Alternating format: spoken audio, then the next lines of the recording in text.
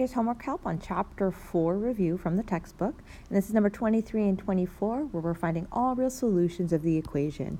Now, for my class, I gave you a hint to try x equals -4 first to help you to start to factor this equation.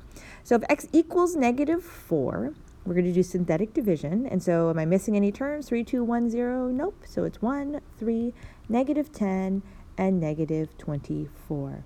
So we try this out. So this is 1, -4, -1, +4, -6, +24, and a 0. So remember, we write the -4 in factored form, that is x plus 4. Then we have to factor this depressed polynomial. So this is x to the 0, x to the first, x squared. So we write this as x plus 4 times x squared minus x minus 6 equals 0. So we're trying to find all the real solutions of the equation. So we're going to factor using the x method for this here. What multiplies to -6, it adds to -1. And that's -3 times 2. -3 times 2 is -6. -3 plus 2 is a -1. So therefore, this factors to x plus 4 times x minus 3 times x plus 2 equals 0. And then we find all real solutions. So we use a zero product property. So x equals -4, it's the opposite. X equals a +3, and x equals -2. Okay, so that is factored completely. So try out number 24. Hopefully this helps you out. I gave you that x equals -4 again. That should work. So try this out.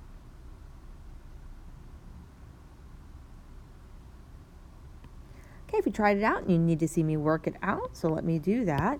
So we're going to try -4, and 3, 2, 1, 0. I'm not missing anything. So then this is 1, -4, 1, -4, -6, +24, and a 0. So this is x to the 0, x1, x squared. Again, factored form is x plus 4, so it's really important to write out in the front. That is one of our factors, x plus 4. Then we write the depressed polynomial, this here. So that's x squared plus x minus 6 equals 0. And then we factor, using the x method if you need it, -6 and 1. What multiplies to -6, it adds to 1. That is 3 times -2. 3 times -2 is -6. 3 minus 2 is a +1. So factoring this, you get x plus 4 times x plus 3 times x minus 2 equals 0. Then it is x equals, zero product property, -4, -3, and a +2. And that's factored completely. And then remember, if you're having to graph these, so number 23, if you need review on graphing, I will graph this equation. We have our x-intercepts at -2, -4, and a +3. So just label the intercepts. The other thing that we know is the y-intercept. Y-intercept is when you make x equal 0. And so if I make x equals 0 here, so this goes away, that goes away, and that goes away, we're left with -24. So again, just a sketch, -24. Now, another thing that we want to take a look at is our end behavior of the graph. So to look at end behavior, we look at the degree of the polynomial. The degree of the polynomial here is 3. The leading coefficient is 1.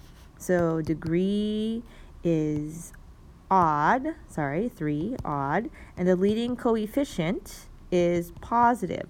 Odd means it goes opposite directions, and positive means it's like a positive slope, so it goes up on the right, down on the left. So up here, down here on the left. And then we look to see if we have any repeat values or anything raised to an even power.